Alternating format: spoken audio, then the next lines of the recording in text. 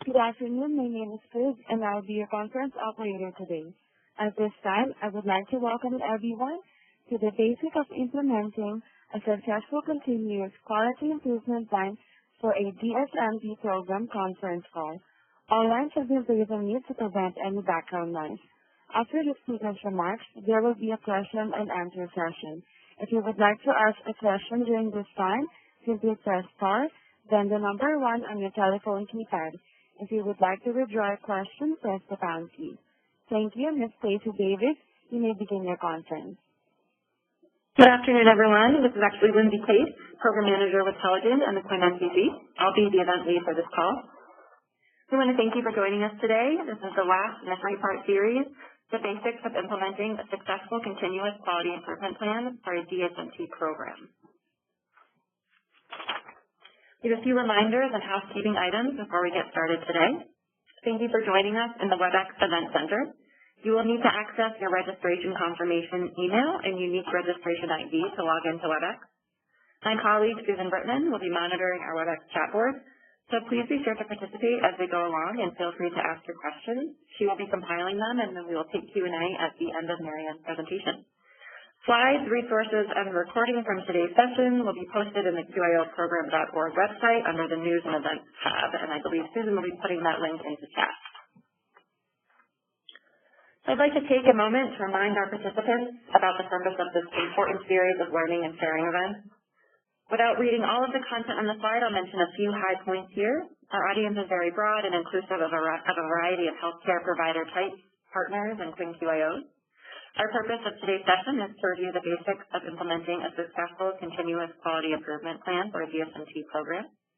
We would like to ask that you all think of actionable ways to implement the ideas and concepts presented today and make a commitment to share the information with your own team. And finally, we are always open to new ideas and suggestions for topics to bring to this audience, so please feel free to send your ideas through the chat and or through the post-event assessment. And we'll be putting the email address you can send your topic suggestions to in the chat. So we're going to do a poll, not officially through WebEx, but just in chat today to find out who is on the line.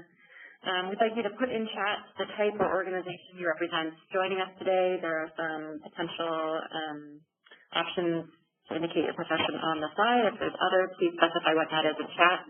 This will just help us and our presenter know who is joining the call today to get this information.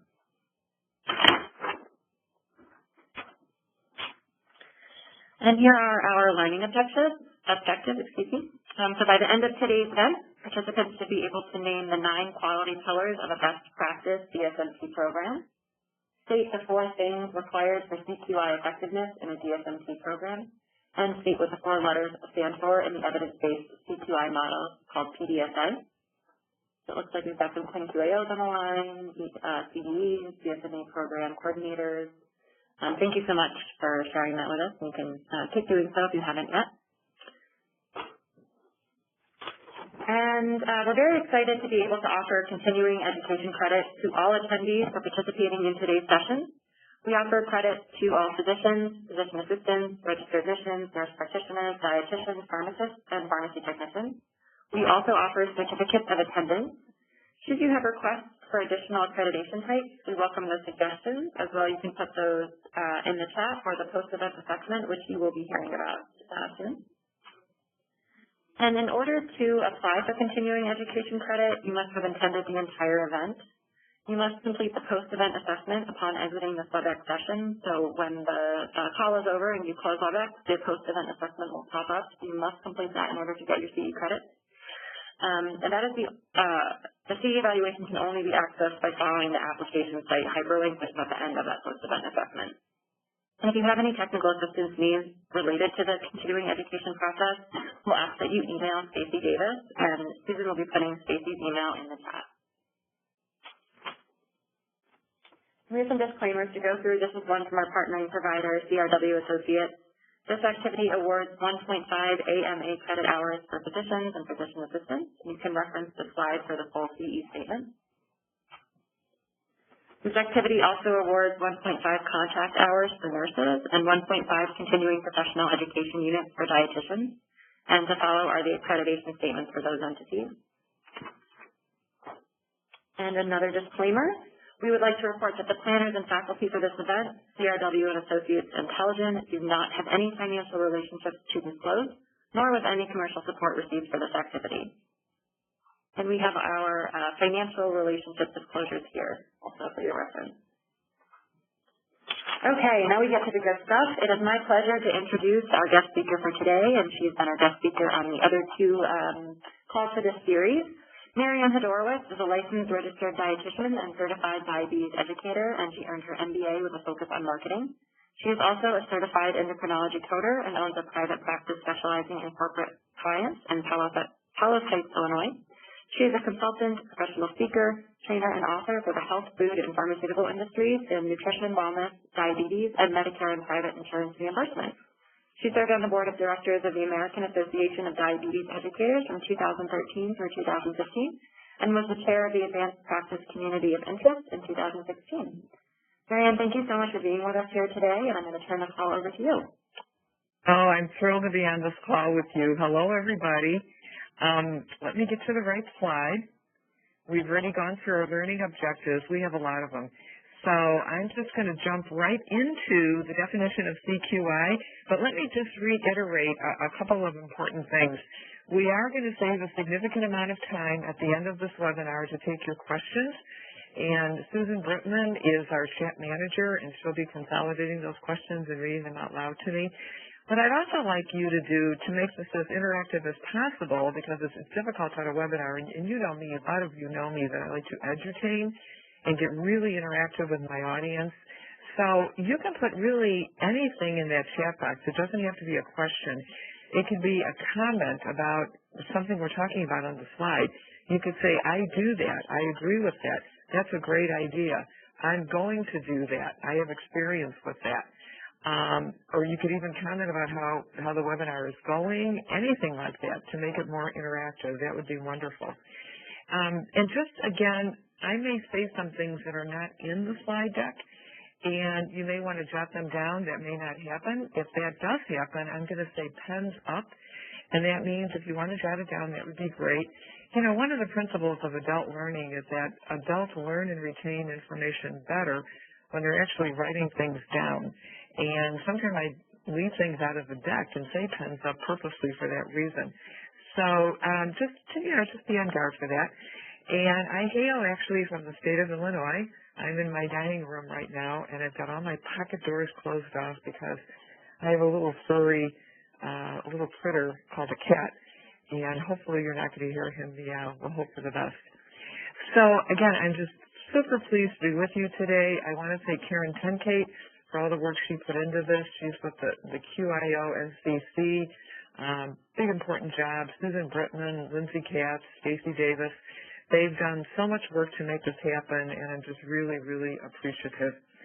So what is CQI, Continuous Quality Improvement? Let's get through the theory kind of things first. Philosophy and culture of improvement for the patient, the practice, and the population served. A lot of P's there. So it's really about improving. It encourages our diabetes education, instead of saying DSMES, Diabetes Self-Management Education and Support. Mouthful. I'm going to say diabetes education. So it encourages our diabetes ed team members to continuously ask, not just once a year, but to ask all the time, how are we doing? Can we do it better? Can we do it more efficiently? Can we be more effective in what we do? Can we do it faster? Can we do it in a more timely way? And so I don't know if you agree with this. You could drop this into the chat box if you agree, but every night before I go to bed, I actually, because I go to bed really late, it's just my body clock, and I actually do a little bit of CQI in my own home, like at midnight, 1 o'clock in the morning, and I go through my rungs, and I'm like, okay, I've got to put this over here in the kitchen to make this more efficient. And I got to move this over here so breakfast goes more smoothly. And I don't like the way this is arranged in my bedroom. I've got to move the stuff in my closet because I'm trying to make things better. Or I'll find a problem in the laundry room and I want to fix the problem. That's all part of continuous quality improvement in my own home. You know, if you agree with that, just drop that into the chat box. So we do this by nature. We just don't realize it. But we're going to do it in a more formal way in a diabetes education program. So first of all, with the national standards of diabetes self-management, education, and support, and right now we're on the 2017 standards, if you're still using as a reference the 2012 standards, those are now outdated and not in use anymore. We're on the 2017. And so Standard 10 actually requires a diabetes education program to do CQI, to do, and with AADE accreditation for your program and ADA recognition for your program, those are the two certification bodies that we have. And remember, we have to have one of those certifications to bill Medicare for DSMT. AADE and ADA both require that at least one CQI project is done every 12 months in your 4-year accreditation cycle or your 4-year recognition cycle. A minimum of one CQI project has to be done. But again, think of it more as a continuous thing that we do every day, just like you do in your home or your workspace or with your children. We're always looking at ways to improve, or we find a problem and we want to reduce the problem. So Standard 10 says the DSMES Service Quality Coordinator, that would be the boss, will measure the impact and effectiveness of the DSMES services and identify areas for improvement by conducting a systematic evaluation of process and outcome data. Boy, is that a mouthful or what? You know, when I read these big professional kind of definitions, sometimes I get a little nervous and freaked out. And so what my goal here in today's webinar is to make this as easy peasy as I possibly can, and try to take out the mystifying and complex words as much as I can. So we're going to talk about process and outcome measures, because it just sounds confusing. We're going to simplify that in a few minutes. So what are really the 4 elements required for CQI effectiveness? We have to have a formal model for doing CQI, and there's several of them. One is called Six Sigma. Hospital I used to work in, the CEO used that model. The one we're going to use today is called PDSA, Plan, Do, Study, Act, and it's evidence-based, and it's 4 steps to get through a CQI project. And remember, the CQI project is meant to, we identify an activity that, let's say, we would give it a grade B. We're doing it very, very well, but we want to move it up to a grade A. So that can become the CQI project. That's a positive way to say it. Or we're looking at an activity or a task we do now, and we would grade it a D-. So it's problematic. It's actually in the red. It's in the negative. And we know we have to move it up to even a minimal level of quality. We want to move up something a D- to at least a C or a B for the first go-around, and then eventually want to get it up to an A. So it's about improving something that is already good because we want to make it best practice, or it's about looking at something that, is really not good at all. Like your child brings home a D- on an exam and you're like, we got to fix that. So we have to have an evidence-based model, and I call it PITSA, PDSA. Number 2, ensure that everybody's involved in your CQI activities, especially in your project. Everybody has to be involved. Patients and the family members who come in and the providers and, of course, your team. Number 3, establish and monitor all year 3 types of quality measures to routinely evaluate our improvement efforts. Again, big fancy words. What does that mean? With everything we do, all the activities within a diabetes education program or even an MNT program or a CGM program or a weight loss program, we can break down those activities into structure activities, process activities, and outcome activities. And then with each one of those buckets of activities, we have structure, process, and outcome quality measures. What does that mean? A quality measure is a goal. It's something we're striving for to make something better. So like we say to our children, we want you to bring home an A on your exams. Okay, that would be an outcome quality measure. We want the child's grades, their outcomes, to be grade A's. So it's something we're striving for. It's a measure of quality that we identify what the quality measure is, and then we strive toward it. And I'll give you examples of that. Number 4, we want to ensure that all team members understand the quality measures for success. And so, again, that's why this is a continuous process.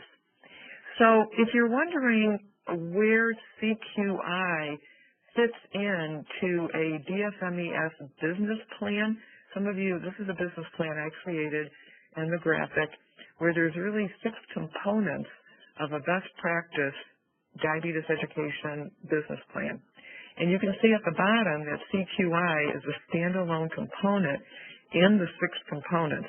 We have, starting at the 12 o'clock location, we have an operations plan, a marketing plan, financial plan, CQI plan, clinical teaching plan, then preliminary key activities when we're getting ready to start a DSME program, like knowing the national standards, doing a community assessment, a provider assessment, finding location, finding a space, finding a sponsoring organization. That's what we would put into that component of preliminary key activities. And you can see here in the middle circle that structure, process, and outcome quality measures have to be identified and tracked in each one of these 6 components. And today we're focusing on the CQI plan within the business plan. So what we're trying to do here in a CQI plan, ladies and gentlemen, is to move from a current state to a desired state. So again, as an analogy, if your child is bringing home D's and F's, that's the current state. We don't like that. We want to move to a desired state, which is A's and B's. It's the same thing in our programs. It's the exact same thing. We find things that we're doing at about a grade B or B plus, and we're perfectionists. We want to move it to an A. So we're taking grade B, current state, and all the way to the right, future state is a grade A.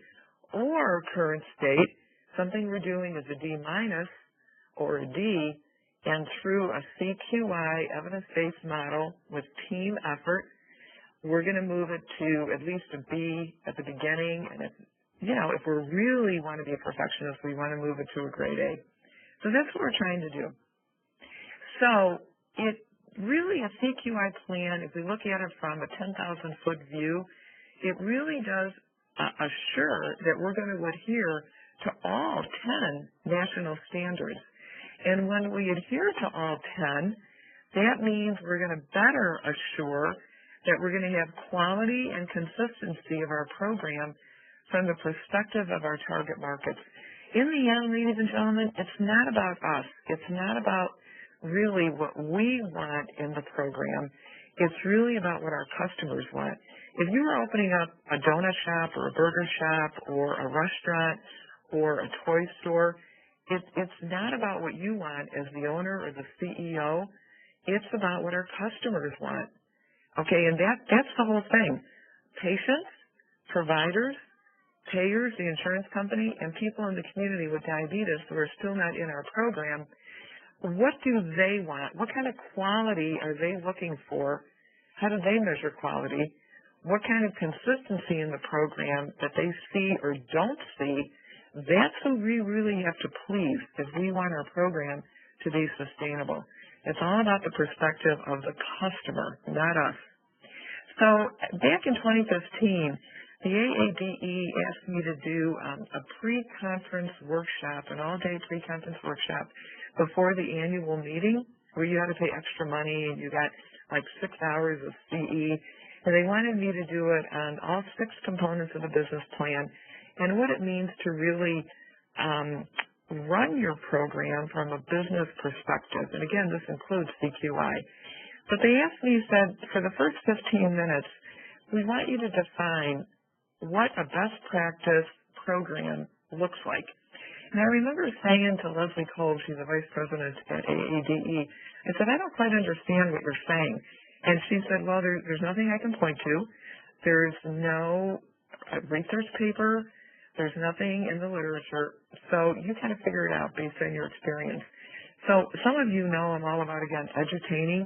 I like to use acronyms and mnemonics and graphics to kind of make it memorable, the teaching, and to make it more fun. So In my opinion, and I would love for you to drop into the chat box whether you agree with this or you disagree with any one of these, or if you could think of another pillar to add besides these 9, we would love to hear that because, you know, we've got 124 people on this webinar, and that's, if you add up all your years of experience times 124 people compared to me and my years of experience, I would pale in comparison. So your comments are very, very important in the chat box. So what are the 9 pillars that I see as a best practice? Your program has a reputation of quality. Again, from the perspective of all of our customers, providers, patients, people in the community, and payers. And one of those markers of quality is that your program is either AADE accredited, PENS Up, or ADA recognized. That's really the gold standard of quality. Number 2, we regularly use a program business plan. And you're saying, Marianne, business plan, that's beyond my, I never learned that in school. Oh my God, don't even tell me that. I get all nervous when I think about business stuff. But that's why we gave you the graphic. It's just really simple. There's 6 components in the business plan. You take each component and you say, what am I going to do with marketing? What am I going to do with my financial plan? How am I going to plan the key preliminary activities if this is a startup program? What do I want to do with the clinical and teaching plan? Just like when you bring home a new baby, you have to have a plan for caring for the baby. You get married, you have to have a plan to make your marriage successful. You buy a home, you have to have a plan to make your home a home and to make it warm and cozy. Same thing with your program. Number 3, we want robust referrals. We want to get more referrals than we know what to do with. That means we have to hire more educators, more support staff, but not only provider referrals, but also patient self-referrals because they hear about us. Number 4, we want retention of the patients in the program. So say your program is 5 visits total, and that equals 10 hours, which is aligned with Medicare for the initial benefit, and they start dropping out after session number 1 or 2. And that's exactly what we're going to do today for our CQI project. That is the wrinkle, the problem I chose to give you an example of how to run through the PDSA cycle, and our problem is going to be declining retention of patients in the program, because that's a huge problem. It seems universal. Another pillar is that related services are added to the program. Just like when you go to a restaurant, you don't want to see one thing on the menu. You wouldn't go back there. When patients come into our programs or providers know about our programs, they prefer seeing a variety of menu items. Do we do MNT? Do we do weight loss? Do we do continuous glucose monitoring? Do we do insulin pumps? Do we teach insulin injection? The more menu items of services we have and we become a one-stop shop, the more likely providers are going to refer, patients are going to self-refer, employees will self-refer, and our program will be more of a best practice.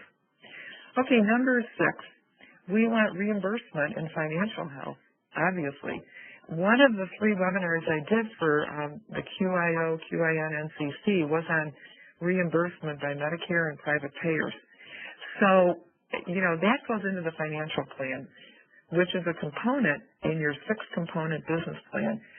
What kind of tasks and policies and procedures are we going to set up to make sure all of our claims are reimbursed and all of our copays are collected and all of our out-of-patient pocket fees are collected in a timely manner? Number 7, the ratings of our patients and our providers. Let's put providers in there too. The ratings of our patient target market and our provider target market, those satisfaction ratings are high. And you're thinking, well, Marianne, I don't even give surveys to my patients, so I wouldn't know that. Well, we should be. At the end of the program, we should be passing out like a questionnaire or a satisfaction survey. I have those. I'm happy to share those with you. And I helped another client develop a provider satisfaction survey. It actually was for one of the QIOs, and I'd be happy to share that with you too, because a lot of work was put into that, and it tells us what the providers are thinking of our program, because again, We have to know what our target markets, patients with diabetes, providers, payers, and people in the community with diabetes who are not yet patients, we have to know how they feel and think about our program. Because if we see any wrinkles or problems, we have to make it better through the CQI process. Number 8, this is going to throw you a little bit, where in my opinion, one of the pillars of a best practice is we really have to identify and track and design or define ratios of productivity in educator work hours. And you're like, what? I thought that was only for manufacturing companies where people are on an assembly line making tires or making boxes or making computers or cell phones, and how many tires come off for each employee in 1 hour, productivity. Well, for educators, we really should be doing that. And it's beyond the scope of this webinar, and it's part of your operations plan of your 6 components in your business plan. That would be in operations. So here's just one quick example of a ratio of productivity. If you have 3 educators in your program, and you have set up a ratio that 100% of appointments scheduled in a 40-hour week are actually fulfilled. So 100% of appointments scheduled are fulfilled. That's the ratio, the quality measure you set up for that ratio. And out of your 3 educators, one of them is achieving that. And one of them is like 80% of her appointments are being fulfilled. And your third one, only 30% of her appointments are being fulfilled at the end of the week. Well, if you were a quality coordinator, what would you say about that third one? And I want you to think about that. I'm not going to give you any opinion here because I don't want to sway how you would think about it. But as a quality coordinator, I'd be jumping on that if only 30% of her appointments were fulfilled. So think about that. That's an example of productivity. And number 9, a best practice pillar, is routine tracking of structure, process, and outcome quality measures. We have to identify what they are in each component of our business plan, and then track them to see if they're really, really happening, because it's all part of CQI. We're going to give you examples of those measures. So again, not to belabor the point, but we really want to meet the needs and wants of our customers, our target markets. And we have internal customers and we have external customers. So it's all about the customers. It doesn't matter what we want, it's about what our customers want. And so when you look at internal customers, you see their administrators and you're like, Marianne, how can my hospital administrator be a customer? Yes, absolutely. When you start a program, any kind of program, and they're giving you resources to start a program, the first thing we need to do, and I did this, is go to the president of my hospital, her name was Sister Kathleen, she was a nun, and say, Sister Kathleen, what do you expect from my program? Because you're my customer. You are giving me the resources for my newbie diabetes education program. What do you expect from my program? Is it going to be a cost center or a profit center? If it's a profit center, what % profit do you want me to make? Okay, these are questions we have to ask the people who are holding the purse strings, who are giving us our resources. And if we make our administration happy, we have to identify their goals. That's a big step forward to sustainability of our program. What about external customers? We talked about this before. What do our patients want from us? What do our providers want from us? What do the payers want from us? The payers want outcomes, because when we get positive outcomes like improvement in A1C, improvement in lipids, improvement in blood pressure, that means cost savings to the insurance company, because then the patients are healthier and they don't utilize a lot of insurance benefits at that point. And the payers are extremely happy when we get behavior change outcomes leading to clinical outcomes. So we have a lot of customers we have to make happy, that's for sure. So more external customers, like if you have AADE accreditation or ADA recognition, they're one of your customers. We have to maintain that certification. So we have to do what they say we need to do to maintain that mark of quality. And they say we have to do one CQI project every year, minimally. So they are one of our customers, no doubt about it. The second goal, again, not only meet the needs and wants of our customers, internal and external, but do it in a quality manner. Not, like I can go into Wendy's or Burger King or whatever and get a hamburger. But if it doesn't taste good, I'm not going to go back.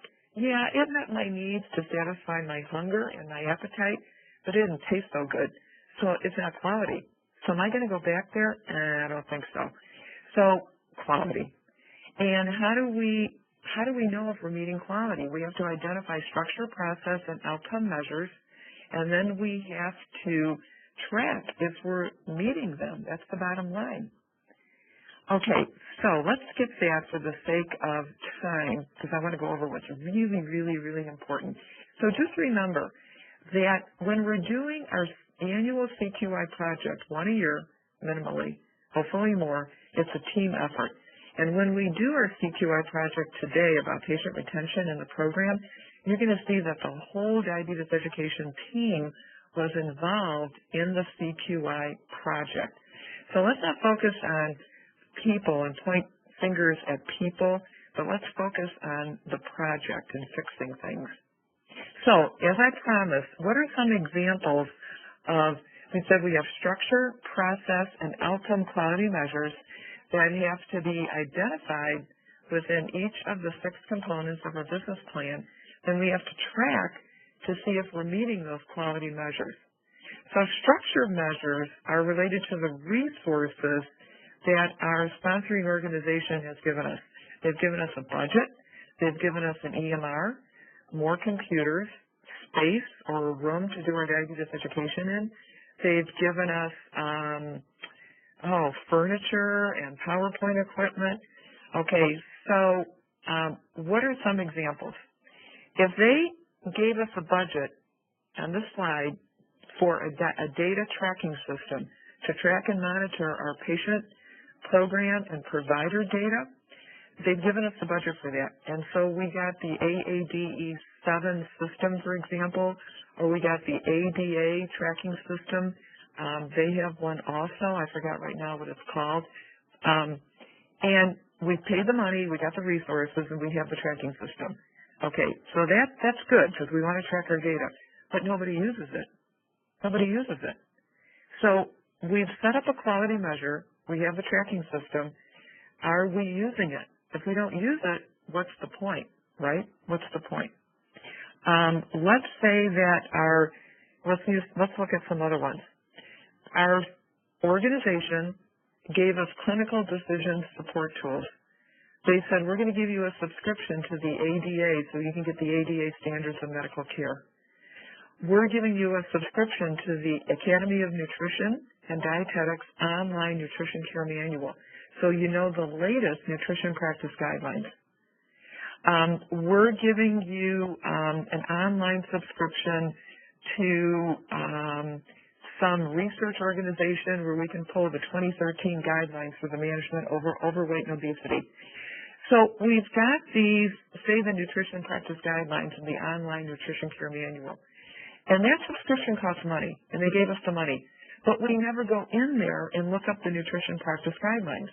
So we're teaching nutrition based on the way Sally taught us and on the way Barbara taught Sally, and Ann taught Barbara and taught Sally and taught me. So we've got a structure quality measure in place, but we don't utilize it. And someone has to watch that, and that would be the quality coordinator.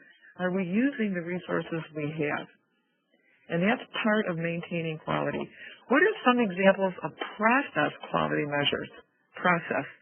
It's the way we use the resources, like I mentioned before. And so we have to ask ourselves, is the way we use these resources, are they aligned 100% with our program's mission, vision, and goals? Okay, so example, we have the 2017 National Standards of Diabetes Self-Management Education and Support. Here's the question we have to ask ourselves. It's hard to say, are our policies and procedures in our program aligned with the national standards? Do they support the national standards? Okay, that's an example of process quality measures. Think of the P in process as policies and procedures that are aligned with quality. Our sponsoring organization has policies and protocols. So in our program, are we aligned with the sponsoring org's policies and protocols? Our hospital has a mission. Is our program aligned with the mission of the hospital? Here's an example of more process. When you think of process, think of policies and procedures. So maybe a process quality measure you created was that the patient is contacted within 48 hours of the receipt of the referral. So if you're doing that, that's a mark of quality, right, from the eyes of the patient and the provider. So you've identified that as a process quality measure. It's a process. Somebody has to monitor if that's actually happening, and that's CQI. That's CQI. Is that actually happening? Let's look at the second one. No-show patients are called within 24 to 48 hours by the educator to inquire about the reason and to reschedule. That's a process, a procedural quality measure. Is that actually happening? If not, that becomes a CQI project. So far, lots to chew on. I agree. Throwing lots at you. What are outcome quality measures? It's the end result of our structure quality measures, and it's the end result of our process quality measures. And we have three types of outcomes we need to track: patient outcomes, provider outcomes, and program outcomes. We have to track all three of these if we want to be a quality program. So just a quick example, because I want to get into the CQI project for patient retention in a program. An example of patient outcome measures: do they have knowledge of why and skill in how to eat healthy, be active, monitor their blood glucose? All we do is give them a scale of 1 to 10 at the beginning of the program, measure your knowledge of how on a 1 to 10 scale at the beginning of the program. Then at the end of the program, measure your knowledge of how to do these at the end of the program. They've gone from 1, knowledge of how, healthy eating, to an 8 at the end of the program. That is a positive patient knowledge outcome. Hallelujah. And that has to be reported. Another patient outcome is behavior change. Patients, maybe they're limiting their carbs from 45 grams at each meal. That's what they've set up. We track that, we measure that. Did it actually happen? How much success did they have on that behavioral goal? That's a patient behavioral goal outcome. We identify them and we track them. Then we have patient clinical outcomes. Fasting blood glucose, A1C, blood pressure. Okay, this is the end result of what we do. Patients select these. We know what the marker is. We know we want A1C less than 7. That's the quality indicator, and we track to see how the patients are doing. So we have quality of life outcomes. This is the one we usually don't track as much, and we should, because this is what matters most to patients. This is what matters most in surveys. Not A1C, not healthy eating, but quality of life. So we can ask the patients on a scale of 1 to 10, rate these right now in your life on a scale of 1 to 10 before you start the program: excessive thirst, drowsiness, depression, anxiety, pain, discomfort due to diabetes. And they're saying 7, 8, 9. Let's measure it again at the end of 3 months. Now it's 2, 3, 4. Those are positive quality of life outcome patient measures. And we should track those, blow our horn, and report them to everyone.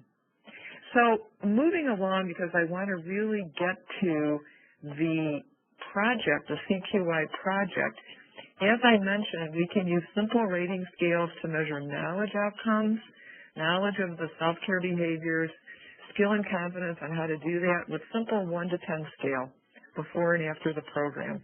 It's really, really easy to do. To measure provider outcomes, we give them a provider satisfaction survey. Or we show them, we track provider testimonials. I remember this one Dr. Miller caught me in the hallway one time at the hospital and said, "Mary Ann, your program walks on water. My patients love your program." That's a provider testimonial. And I'm going to put that in my marketing materials for sure. So lots and lots of program quality outcome measures that we listed here for you. So here's the good news. At the end of this deck, you're going to really love this. There's about 30 slides. It's an appendix or an addendum.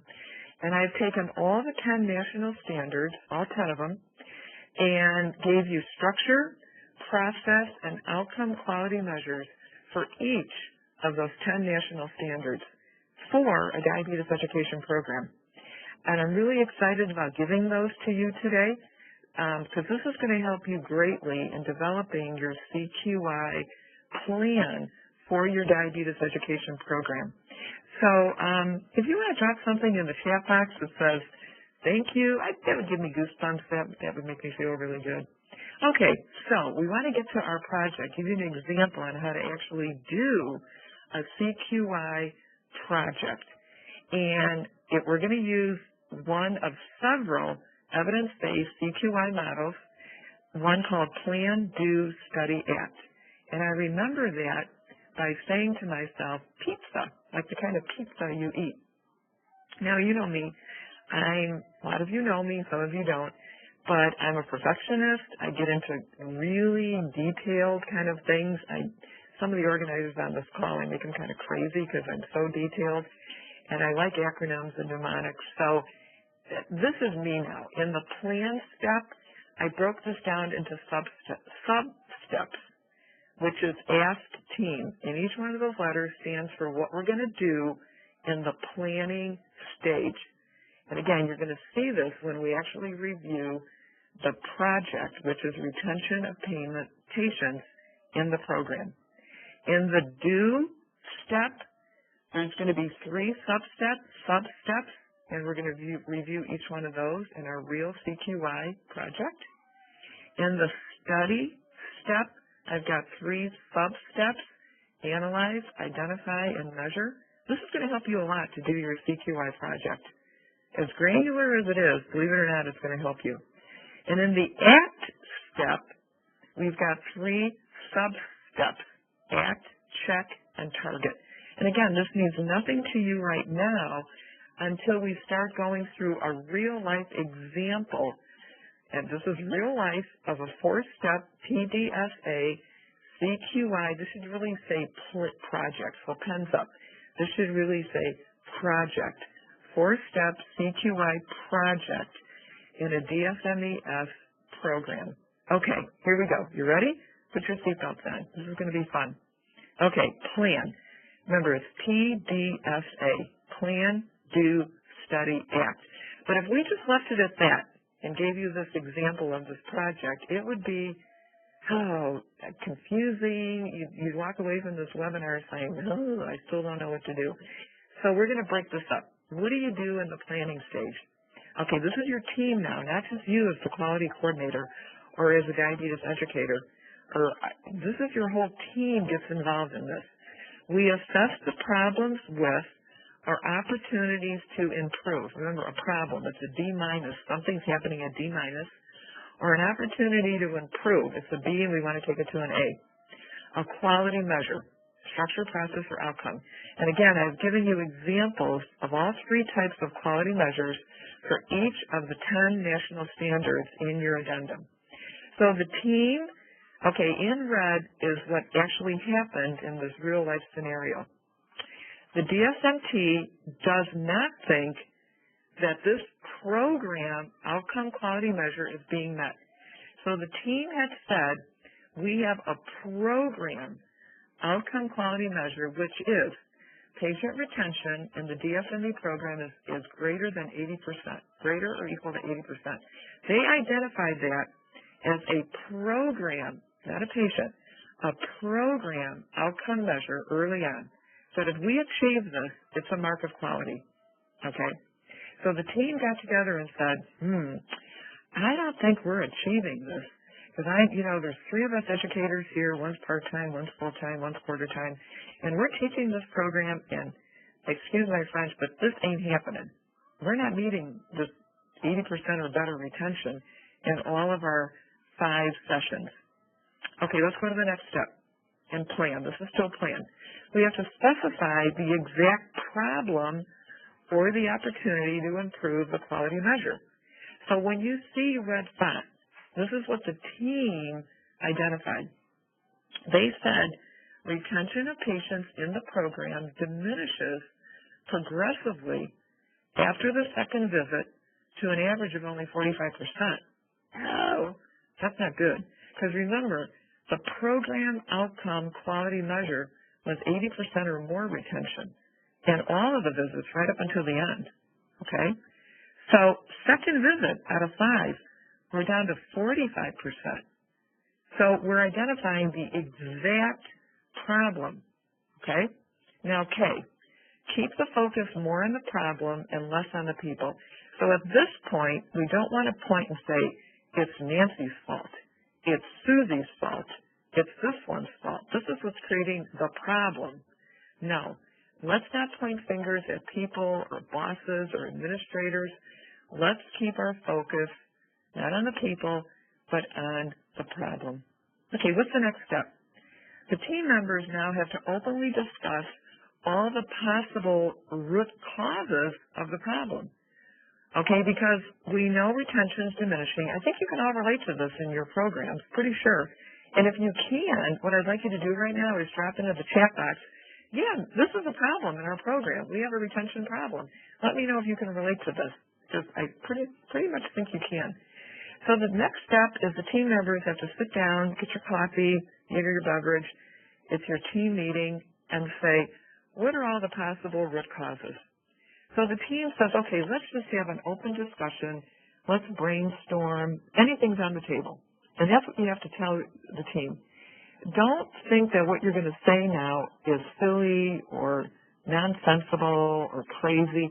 We want to put everything on the table because we never know what the root problem can really be. So somebody says, I think the group classes are held too early in the morning. Somebody else on the team, this is your diabetes ed team, says working patients cannot attend the morning classes. Somebody else says the group classes are too long. They're 3-hour group classes.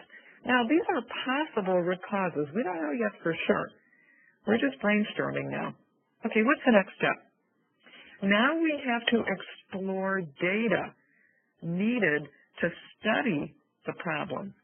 The data tells us the extent of the problem, where we have to identify where to get the data, and when and how to collect the data.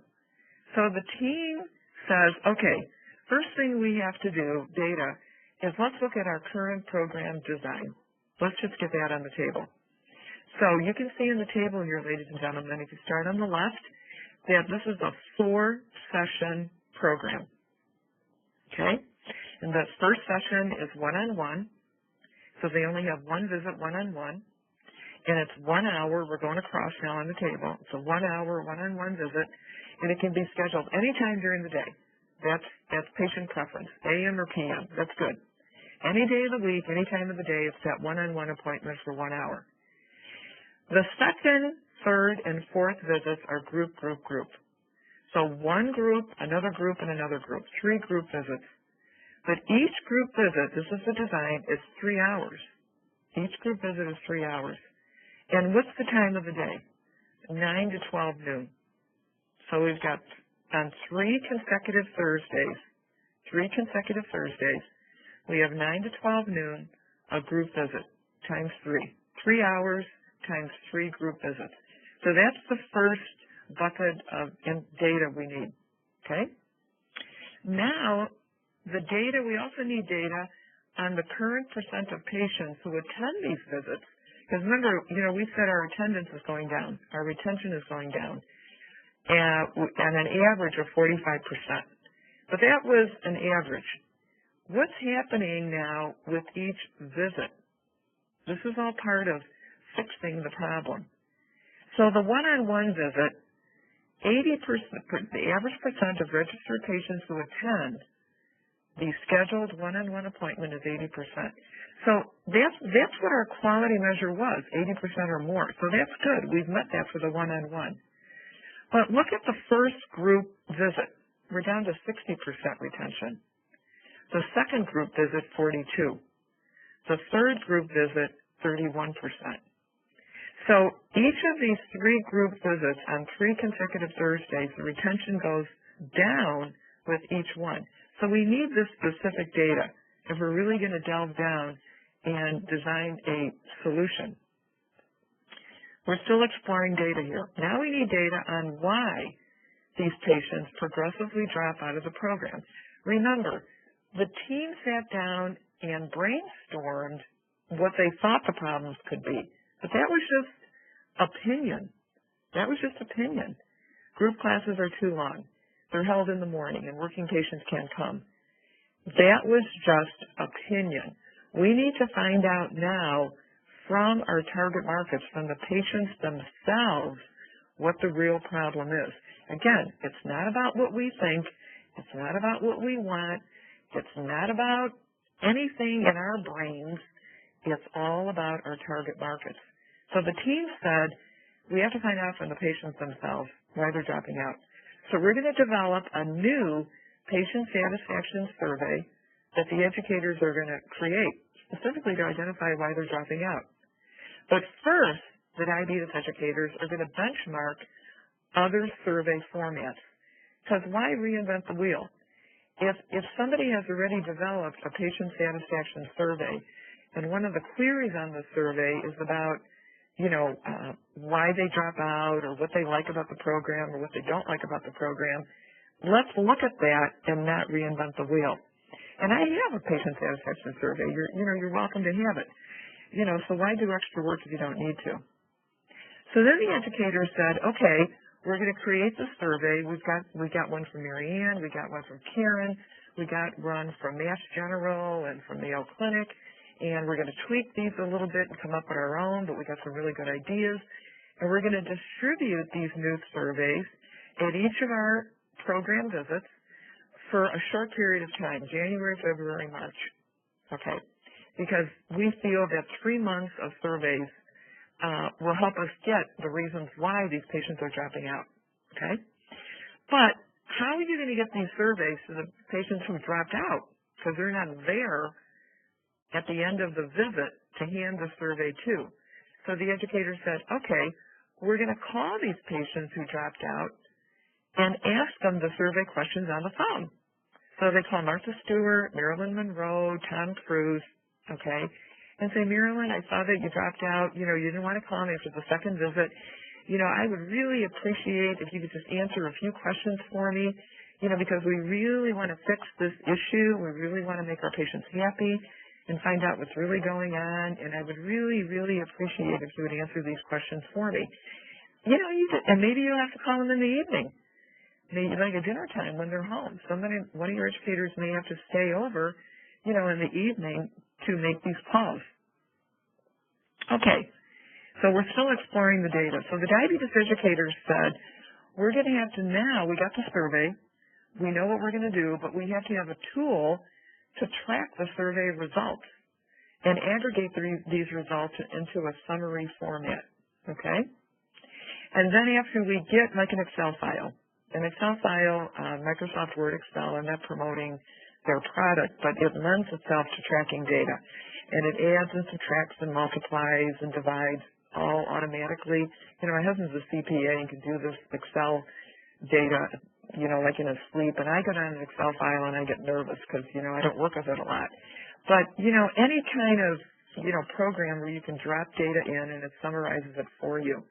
And then the educators said, okay, we've got it into this summary. We're going to aggregate the data, and then we have to study the survey results and the patient responses to our questions.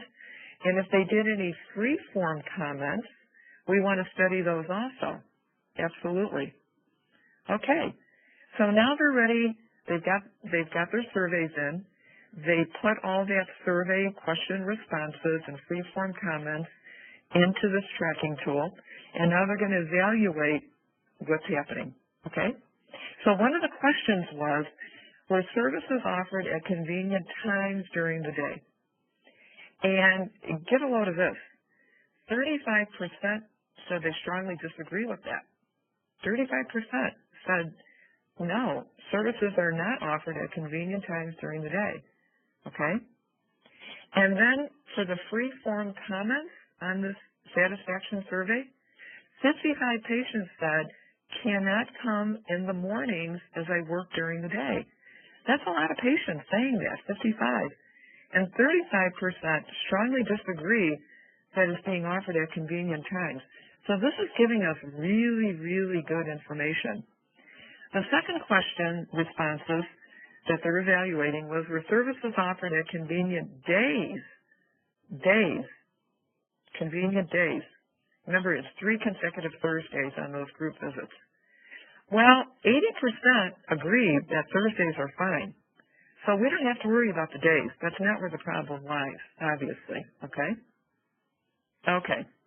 So now we have to ascertain all possible actions or changes to reduce this problem and get greater patient retention.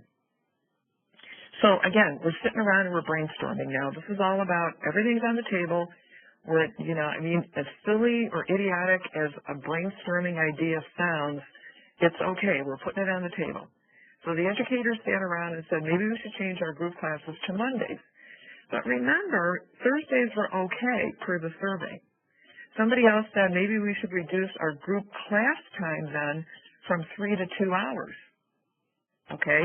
Because remember, a lot of patients said that 3 hours was too long to sit. So it makes sense to reduce the class time from 3 to 2. The third action being considered is to change the group class time. This is based on 3 to 2 hours. Instead of 9 to 12 noon, that's 3 hours, change it from 10 to 12. That's only 2 hours. That's big. So 2 and 3 are kind of two sides of the same coin.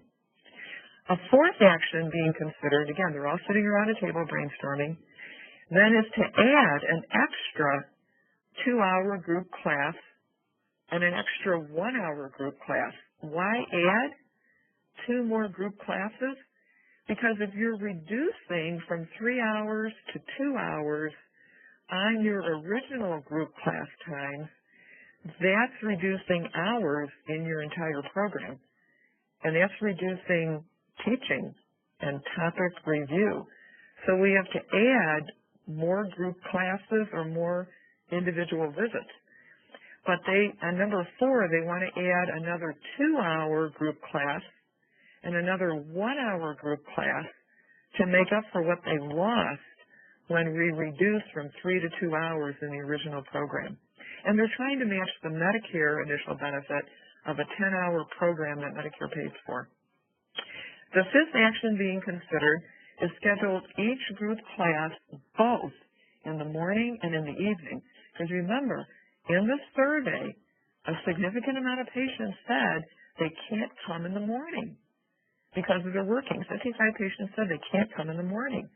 So we're going to do both. When we do these Thursdays, we're going to have the group class in the morning, and we're going to repeat it on Thursday evening. So we're doing it twice in one day, AM and PM. So now we have to ascertain the best action or the best changes to implement, because we have 5 different actions being considered. So the team decided to implement 2 to 5 and not number 1. And what does that mean? Let's go back to number 1. Changing the group class to Mondays. They decided they don't have to do that because Mondays were not the issue. But we're going to do the rest of the changes. That's what we consider the best actions to take. Okie dokie. Let me move the slide. Okay. So now we have to manage every detail of the implementation of these best actions, the changes we're going to take. So we have to say, who's going to make these changes? Where are we going to make the changes? And when are we going to make the changes? Yeah, I know you're thinking, I know all of you are thinking right now, oh my God, Marianne, are you freaking kidding me? This is so detailed. You're out of your mind with all these steps. No. I know I'm detailed. I get it. But if you follow these steps, ladies and gentlemen, you will have the best, most superb, the best ever, best practice CQI project ever known to man if you follow these steps. Okay, so who's going to make these changes? The diabetes educators. Where are we going to do it? we're going to do it at the primary hospital site only because this hospital, this program has 3 off-site locations. So we want to start small. Let's do it at only 1 location to see if it really works. Why make these changes at all 4 locations if we really don't know if it's going to work? You know, it's like test marketing a new product on a menu, like McDonald's. I remember I was in another state one time for a conference, and I had gone through a drive-up window at a McDonald's. It was some southern state. It could have been Texas. And they had tacos on the menu. Tacos and a McDonald's. And I scratched my head and I'm thinking, you know, did I have too much wine to drink a little earlier? Or where am I? Am I really at a McDonald's? What they were doing is test marketing in the southern part of the country, whether in just that few little McDonald's locations, to see if tacos were really going to fly as a test market item in that little small area. Because I looked it up when I got home. So we don't have tacos here in Illinois, okay? Anyway, so we want to start small. So when are we going to do it? Only 3 months, because we want to see if it's going to work. These changes, March, April, and May at 1 location. Okay, now we're into do. Plan, do, study, act. This is the do part. So what's the sub-step? Do implement these changes. So the diabetes educators actually implemented these changes in April, May, and June of that same year, just at the hospital location, not in the off-site locations. Okay, now we have to obtain and organize all the new data coming in on retention, right, of patients. And what is the percent dropout with the changes we made? What's happening? And again, we want to put these results in our tracking tool so we can get them all organized in a tracking tool. We don't want to write all this down on scrap pieces of paper or in a 3-ring binder. We want to get it in some kind of processed online tool, okay? And so they decided to use Microsoft Excel. Okay, study. Now this is the 3rd of the 4th step. Plan, do, study, act. Okay, study. Now we have to analyze all this new data on retention coming in because we made all these changes for 3 months. Remember, it was only 3 months and only 1 of our 4 locations. And we're looking at our Excel file or whatever, you know, program you put it in. We saw that patient retention now. Now remember, we used to have 3 group classes that were 3 hours long. If you remember, we had 3 group classes, 3 hours long. Now we have 5 group classes. Okay, of the 5, 4 of them are only 2 hours long, and 1 of them is only 1 hour long. That was a big change we made. Patient retention in each of these 5 group classes increased from 40 to 62%. Think about that, from 40 to 62%. So the median was 50%. The average retention rate increased from 45 to 69%. This is really good. This is like really good news. This would be like, hooray, yes, this is working. So just as to refresh our memories, this is the new program design. We still have that on the first row, that 1 individual visit, anytime it's scheduled, one-on-one with the patient. Now remember, that first column, we used to have 3 group visits, 3 hours each. Now we have 5 group visits in the program.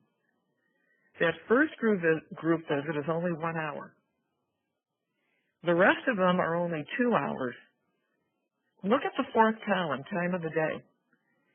One of the changes we made, ladies and gentlemen, we're offering it in the morning and in the evening. Morning and evening. Remember, that was one of the changes we agreed on. This is the new program design, 11 to 12 noon and then 7 to 8 p.m. And then on the 2-hour groups, 10 to 12 in the morning and 6 to 8 in the evening. And we still got Thursdays because our patients didn't have an issue with Thursdays. So these are all the changes we agreed on, and this new design did increase our patient attendance. Okay, we're still in the study, plan, do, study, act. So we have to identify whether the best actions, the changes we made a difference. Was the problem reduced, retention? Was there an improvement in the quality measure? Just as a reminder, the quality measure was that we wanted an 80% retention of our patients from visit 1 to the end of the program? 80%. Well, we didn't quite get to 80. We got like 60, 69, 50, but we did get an improvement. We did absolutely get an improvement. Okay, but now this is where we have to think like a business and act like a business. We have to measure the budget effect of these changes. What do I mean by that? This is where you have to put your business hat on. Because it's one thing to make the changes. It's another thing to say, can we afford it? Because remember, we did it only in one location to test market it. Like the tacos at that Texas McDonald's, we're test marketing this. One location for 3 months. And we did improve retention. But can we afford it? What do we mean by that? We're going to have an increase in salary expense of the educators' extra hours to teach the evening classes, right? They're coming in now in the evening. They didn't come in the evening before. So maybe one of your quarter-time educators is now a half-time. Or you're paying her overtime to come in the evening. But is that extra expense, is that going to be offset by an increase in insurance reimbursement? Because remember, if you get more patients attending, you're submitting more claims to the insurance companies, right? And when you submit more claims, you're getting in more money. So you have to look and say, is the reimbursement from Medicare, United, Aetna, Cigna, is that offsetting the extra educator salary expense? And you just have to, as we say, do the math. So the last step, act. This is perfect timing because we want to save time for questions. Plan, do, study, act. We have to act now to implement these best actions, these changes on a wider scale. Remember, we had 4 locations. If the changes were successful, we determined that we did improve patient retention. We didn't get up to 80%, but that was our quality measure. That was a program outcome, an outcome quality measure that we had identified early on. So we did improve. We didn't get to 80%, but we did improve. So the new program design will remain in effect. Check your results continuously. The team is going to continue to conduct patient satisfaction surveys. The team is going to continue to track and monitor retention of patients in the program to see if we're starting to inch toward greater than or equal to 80%. And then we're going to target the next PDA cycle if these changes did not reduce the problem. Okay, so over time, if we're maintaining that improvement, that's good. If we're retaining that improvement or we're inching up to 80%, that's good. Okay? So since we haven't met the 80%, but we improved, maybe in 6 months or 8 months, we're going to repeat this PDSA cycle to see if we've gotten closer to 80%. Now, one more thing I want to say before we open it up to questions, and this isn't in the slide, so this is one of these pens-up moments. We have to say to ourselves at this point, since we improved, but we didn't meet our 80% program outcome quality measure, we have to say to ourselves as a team, was that measure set too high to begin with? Was 80% retention at the end of our multi-session program, was it set too high to begin with? Maybe we're shooting ourselves in the foot. Well, how do we know if it's set too high to begin with? The best way to do that is to benchmark with other programs. Call other programs and say, what is your retention quality measure? What are you striving for? 70%? 75? 80? 60? 65? Look up some literature from AADE articles or ADA articles or anything online to see if this has been benchmarked in the literature. And then you can say, are we setting it too high? Are we not?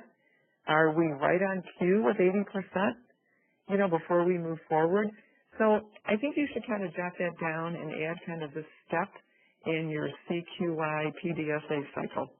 So with that said, we're right on time. I've got 3:10 Central, and I want to open it up to questions, but not only questions, but Any comments you may have dropped in the chat box, I would like to ask Susan to read those. I'd be very, very interested. Thank you so much, Mary Ann. Just a reminder, you can pass the ball back to Stacey Davis. And Susan, are you ready to report out comments and or questions to Mary Ann? Yes, Nancy. Mary Ann, you have few questions, but lots of comments and thank yous and good information. Thanks for sharing comments. Okay. Do you want to take the questions first?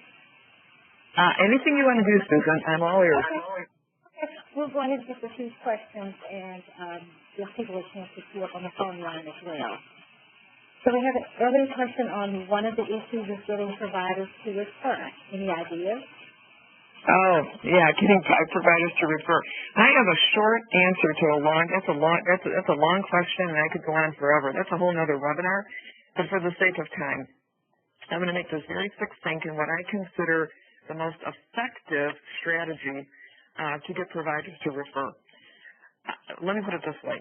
Outcomes, you have to prove the value of your program to get I'm just going to say Dr. Miller, and that means all providers. To get Dr. Miller to refer, you have to prove the value of your program.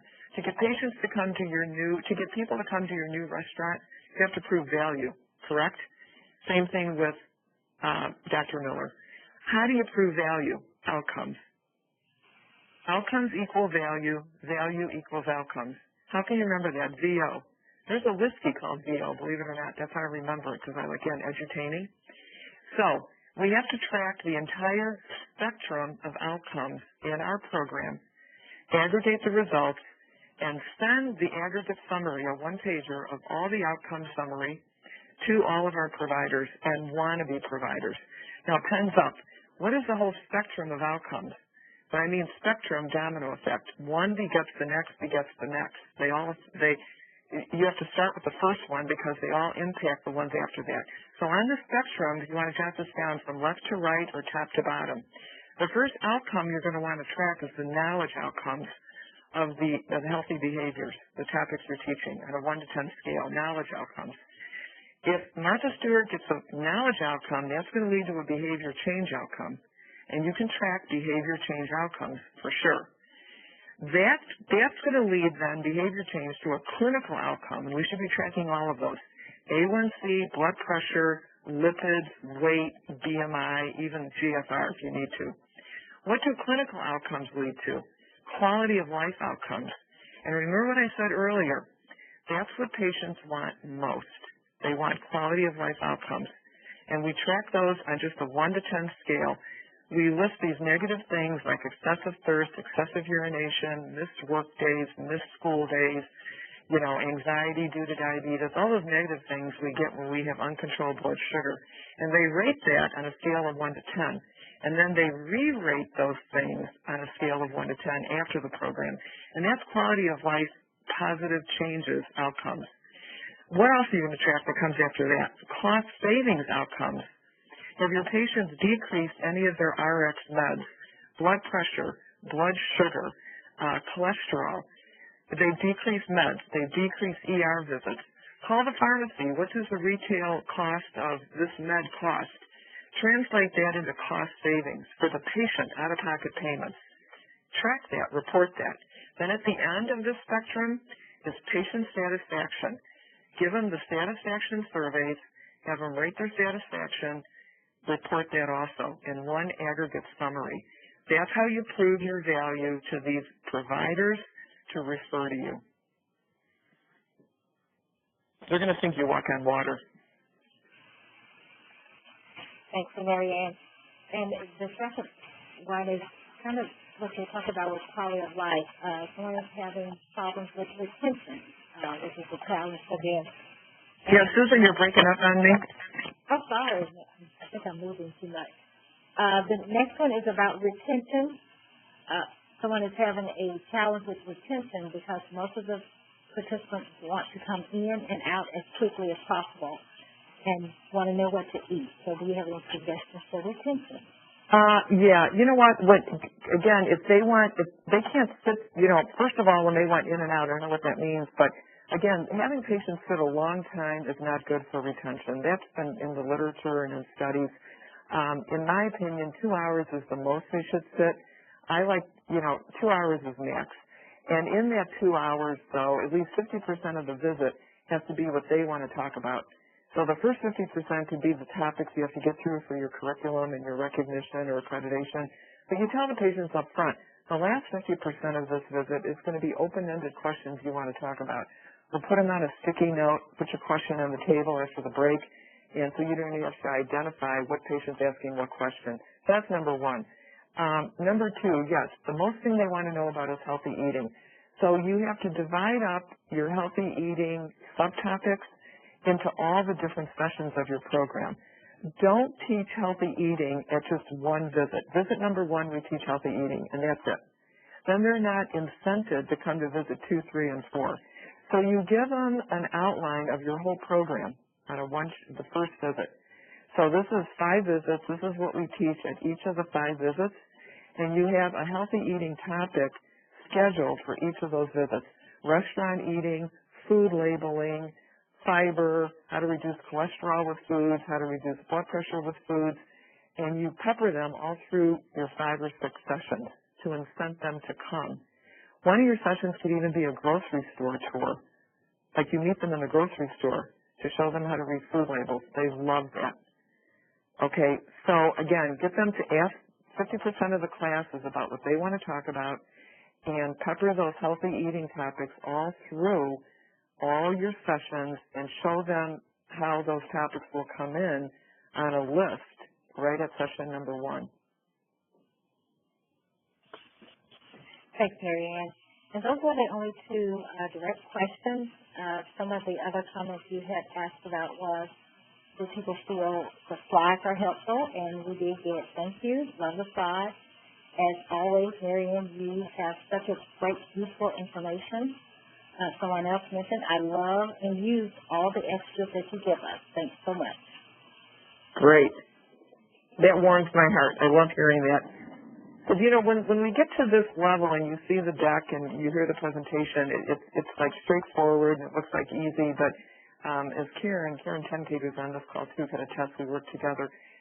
The time that goes into this, preparing this, that you never, as you can imagine, so when we hear, all of us on this call, all the organizers, Lindsay and Stacy, when we hear those comments, it means a lot to us. It really does. But I guess I'm really interested to know if you feel you could follow this plan, the PDFA and the steps involved in that, you could drop in that comment, you could see yourself following those sub-steps. But aside from that, I know there's other people who have to do some closing remarks. Do I have to pass the ball to someone now?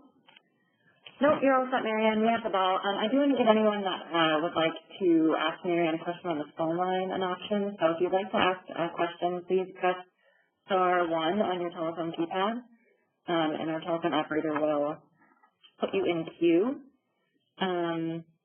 And I think, Susan, we're getting a couple other questions I'm sure you see about how to access the slides. Susan will put that link in chat again. And then the call is being recorded. We've had some difficulties getting the recordings onto the Tomato program website. On Healthcare Communities, I'm sorry. So the recording is available on the QAO program website, or will be, within a week or so of the call. And can I ask our telephone operator, do we have anyone dialed in to ask a question over the phone? I would like to remind everyone, in order to ask a question, please press *, then the number 1 on your telephone keypad. Stacy, can you repeat those instructions again? It came out kind of fuzzy. So that's our intercall operator, and she's just saying to ask your question to dial *1 on your telephone keypad. Okay, *1. Okay, great. And Susan, you got everything from the chat that you wanted to pass along to Mary Ann? That was all of the feedback on the slides and information, but there were a couple of comments from one participant to the other, just about recognizing health disparities and being vigilant for unintended consequences, about retention of patients being a challenge, and just meeting them where they are. Meeting them where they are is critical. And how I interpret that, there's ways to interpret that, meeting them where they are. One of those, if you break that out, I think one of the things in there is, again, at every session, to give them a lot of time to bring up topics they want to talk about, questions they want to talk about. And, you know, this is patient-centered teaching. This is meeting them where they are.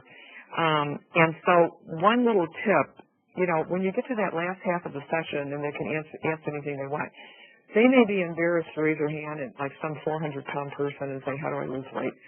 Or some man wants to talk about ED and he's embarrassed to bring that up or whatever. You could have a break at that point and you say, you know, write your question on this little notepad paper and just leave it on the table.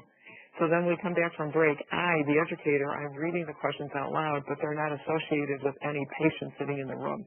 Nobody really knows who asked that question. But again, my opinion is to dedicate at least 50% of every visit to get those issues and questions and concerns out in the open and resolved with your patients. That's a big part of getting the patients to come back. And then edutaining them. Instead of just pointing at a PowerPoint and dictating and lecturing, is to get them involved, you know, with game playing and puzzles and diabetes bingo and using food models and interactive type of techniques. So they leave and say, gee, I had so much fun. This was so entertaining. I cannot even imagine that coming back. Thanks, Marianne. I just want to go and make sure. I know there are a couple things came in the chat, but was there anything in our phone queue for our intercall operator? Presenters, there are no other questions at the moment. Please continue. Okay, thank you. Susan, you want to ask the ones in the chat? Yes, Marianne, we do have two additional questions to come in. One was about the tool that you mentioned to measure outcomes. Do you have that available? Yes, I have a tool for, if she's talking about quality of life, behavior, knowledge, I have those tools. I also have a provider satisfaction survey, because a lot of programs don't have a provider satisfaction survey. They're hard to come by. I know I tried to benchmark when I was creating mine, and there was like none out there. And Colorado QIO actually took the lead in helping us design that. So I just don't know how to get these tools to the attendees today. If you could tell us, Stacy, how to do that, I'm happy to share those tools with everyone on the call. Okay, I'll put your email in the chat box. Okay. So I would send them all the tools, like to some one person on the organizer, and they would send them out to the attendees? Yes. We are collecting all the information, and we will send it out as a follow-up to all participants. Okay. And it's probably, ladies and gentlemen, it's probably going to come in a zip file because I have a lot of tools I can share with you, and it's easier to put it in a zip file, which means for you to access and open that zip file, it's better to use a non.org, non.edu, or non.gov email. So if your email ends in .org, .gov, or .edu, you have a lot of firewalls, and you're going to have difficulty opening a zip file. So if you give one of the organizers here a Gmail, Yahoo, a personal email, you'll be able to open the zip file, because I just had a lot of experience with that. So, Marianne, we have another question about a form that you may have. Someone has a large group of DSMES sites that submit their projects to the state coordinator, and they're trying to come up with a concise form, data entry form, that their programs can report their project and outcomes using drop-down boxes. Do you have such a form available? If they're talking about their CQI project data or just program data, I don't have any form for that. If you're looking to report your program data, all of your outcome data in a concise way from all these different off-site locations or any locations to a central quality coordinator, I don't have anything for that. But the AADE, it's called the AADE 7 system. They have 3 levels. The basic is free to members, and it's an online data tracking system. And then the next level, there is a subscription fee. That middle level, I forget what it's called, It's an online data tracking system for all data, but it does not generate a report. So your annual subscription fee is a little less. The third level is the most robust. It's a little extra subscription fee. You not only drop your data in there from all your locations, but it'll aggregate the data and print out a report. So that's what you're going to want to look into. And then the ADA, for their recognition program, has a similar online tracking tool. They don't have 3 different levels. They just have one. But I don't know if the ADA online tool will aggregate, summarize, and generate a report. I know that third level of the AADE7 system will do the aggregation, and generate the report. Thanks. Go ahead. All right, Marianne. So this is Lindsay. I think we're going to close out the call now just to be respectful of everybody's time. So I want to thank you so much, Marianne, for presenting today and on the other 2 calls. We get such great feedback, and we love having you on. Stacey, if you can go on to the next slide there. Please go ahead to 140. So just another reminder that in order to get the CE credit for this call, you will have to fill out the post-event assessment, and there's a link at the end of that. And once you submit your CE evaluation, you're provided with a certificate to retain for your records. If there's any issues, you can reach out to Stacey Davis. Her email address is going into the chat again. She's going to put that in there for us. So when the call closes out, when you close out the WebEx, you'll be directed to a link, and that's where you will do the post-event assessment, and that's also where the CE link is. And then we have our QAO program on social media, our Twitter and our YouTube links. And that is it. So if there's any other questions, please submit them through the chat. We'll keep the WebEx up for a few more minutes just in case anyone thinks of anything. We'll try to post any responses to unanswered questions on the event page on the QAO program website if needed. At this point, I don't think it is, but I know we do have some resources promised. And again, upon closing the other session, you'll be invited to share your thoughts and feedback through that post-event assessment. We really value this feedback and appreciate you taking just a few minutes to complete it. That's also the link to the evaluation to claim continuing education credit. And on behalf of all of our speakers today and the whole team, thank you for joining, and we hope to see you again soon. This concludes today's conference call. Thank you for your participation. You may now disconnect. Presenters,